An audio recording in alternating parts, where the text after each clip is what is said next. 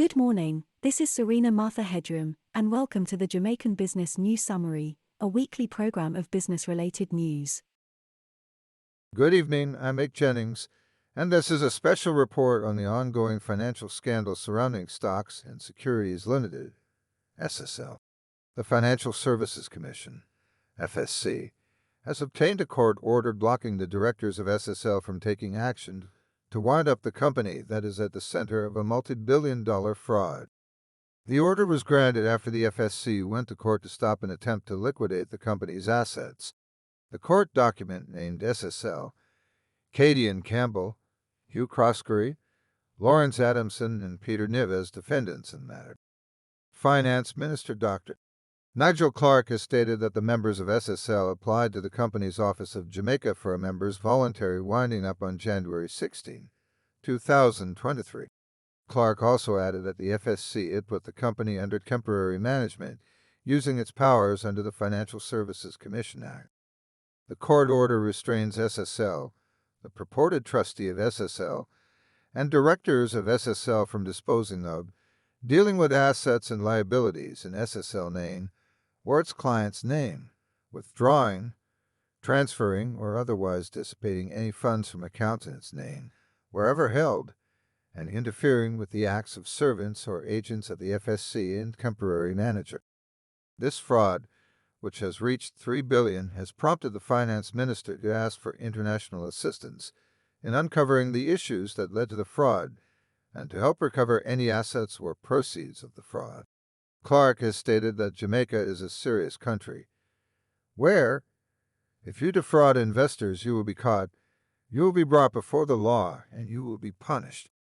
Investigative bodies are determined to bring all perpetrators and collaborators and co-conspirators to justice, regardless of how large or small that number may be.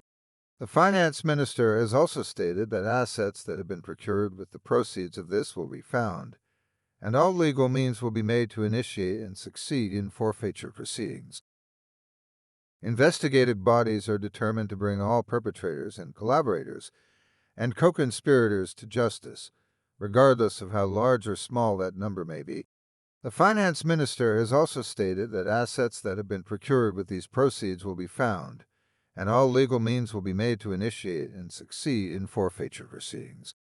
This is a developing story, and we will continue to bring you updates as they become available. I'm Mick Jennings, and this has been a special report.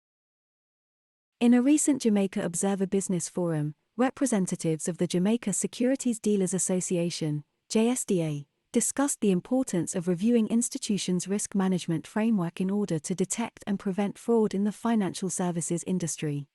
Stephen Gooden, president of the JSDA, emphasized the need for a system to be in place in light of recent reports of alleged fraud at Stocks and Securities Limited. CEO of Mayberry Investments Limited, Gary Pert, stated that securities dealers now have to have a higher standard of control in order to prevent fraud. Johan Heaven, Chief Investment Officer at Proven Management Limited, discussed the importance of having additional controls in place, such as automatically sending out contract notes, statements going directly to clients from the system, and clients having access to their statements from the system. He also noted that external auditors are assigned to do independent verifications, but given the number of areas that need supervision, one audit would not be enough to cover all areas of control. Third-party custodians of financial instruments also have a policy to send information to clients as part of the safeguards to prevent fraud, according to Pert. Dane Brodber, interim CEO of Barita Investments, pointed out that risk management policies have had to evolve and even benefited from the dynamic nature of fraud and will continue to benefit as such incidents present an opportunity to strengthen the protocols. He also highlighted the independence of audits throughout all levels of a securities dealer's operation and the appointment of independent members of an audit committee. Another aspect of the risk management review process is the investment and reinvestment in technology to ensure compliance, Gooden highlighted. The frequency of the review process is determined at the institutional level, but typically it is done annually, according to Proven's Heaven. Gooden also outlined that both external audits and regulatory audits should contribute to the review of a company's risk management framework, looking at the relevance of some policies and with how much frequency it needs to be updated. On the matter of the frequency of change in risk management policy, Chief Investment Strategist at JMMB Group Julian Mayer noted that the risk management framework that existed pre-pandemic may not be the same after. He also said that the incident involving SSL would have an impact on how the industry will look at operational risk. Brodber added that such an event would heighten vigilance surrounding other activities that would cause the industry's risk profile to change. Now switching gears to our company analysis of the week. Grace Kennedy Limited is one of the largest and most diversified Caribbean-based conglomerate headquartered in Jamaica. The company operates in several business segments, including food distribution, financial services, and remittances. The food distribution segment includes the manufacturing, distribution, and sale of food products, including Grace and Blue Ribbon brands. The financial services segment includes the operation of a commercial bank, insurance companies, and money services. The remittance segment includes the operation of a money transfer service, which allows individuals to send money to various countries. Grace Kennedy has a strong brand recognition and has been in business for over 90 years, which gives the company a strong market position in Jamaica and the Caribbean region. The company has a diverse range of businesses, which helps to mitigate risk and provide a steady stream of revenue. The company's financial services and remittance segment has been growing rapidly in recent years, driven by increasing demand for these services in the Caribbean region. However, the company has been facing some challenges in recent years, including increased competition in the food distribution segment and a challenging economic environment in Jamaica. The company has been implementing cost-cutting measures to improve profitability, and has been investing in new business ventures to diversify its revenue streams. Overall, Grace Kennedy has a strong market position and a diverse range of businesses, which provides a level of stability and resilience. However, the company will need to continue to adapt and innovate to stay competitive in an ever-changing business environment. Grace Kennedy Limited is a publicly traded company on the Jamaica Stock Exchange.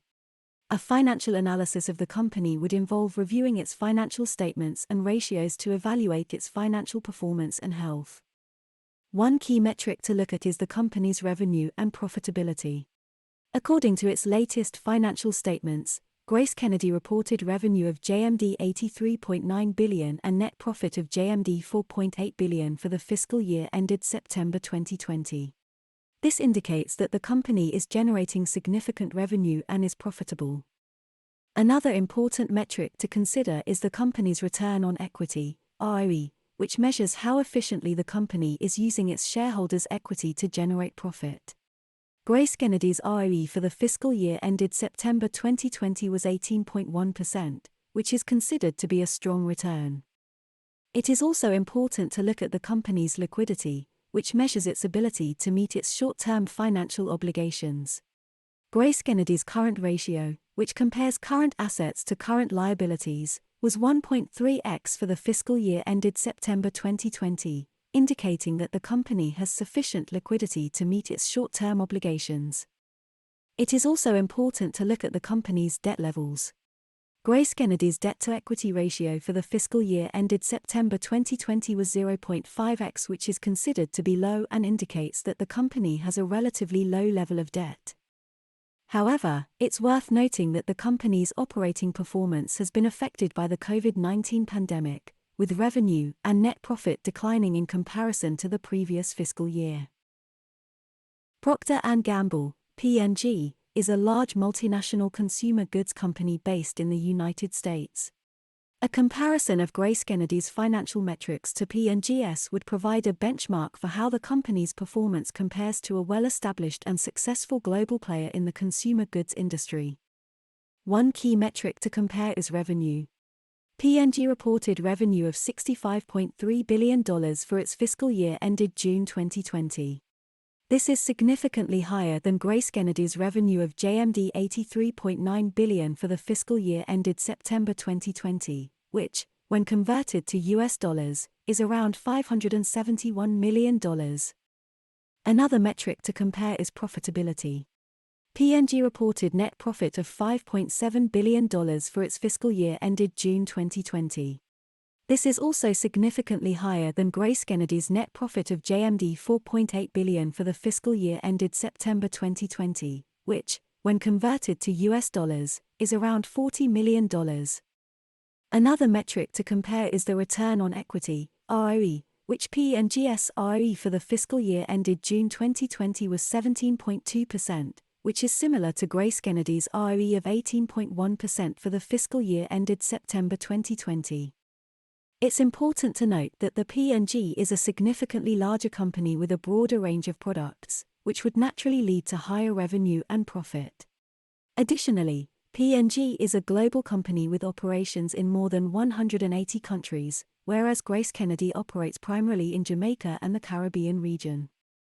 It is also important to note that the comparison of financial metrics between Grace Kennedy and P&G is not apples to apples, as P&G is a much larger company with a different business model. Therefore, it is always recommended to consult with a financial advisor or do more research before making any investment decisions. And now for tonight's sonnet. In Jamaica's financial industry, a fraud is not uncommon. With technology's rise, the Jamaica Securities Dealers Association has deemed it necessary to review and revise the systems in place to detect such deceit and strengthen processes, internal controls too for securities dealers. A higher standard is now incumbent, as the industry grew. But audits alone cannot cover all, for risks and fraud are constantly evolving, so third-party custodians play a role in sending information, actively involving the clients, and strengthening oversight to protect them and the industry's integrity. And though the risk may change, and policies shift, the goal remains the same: to guard and lift. That's all for now, and good night.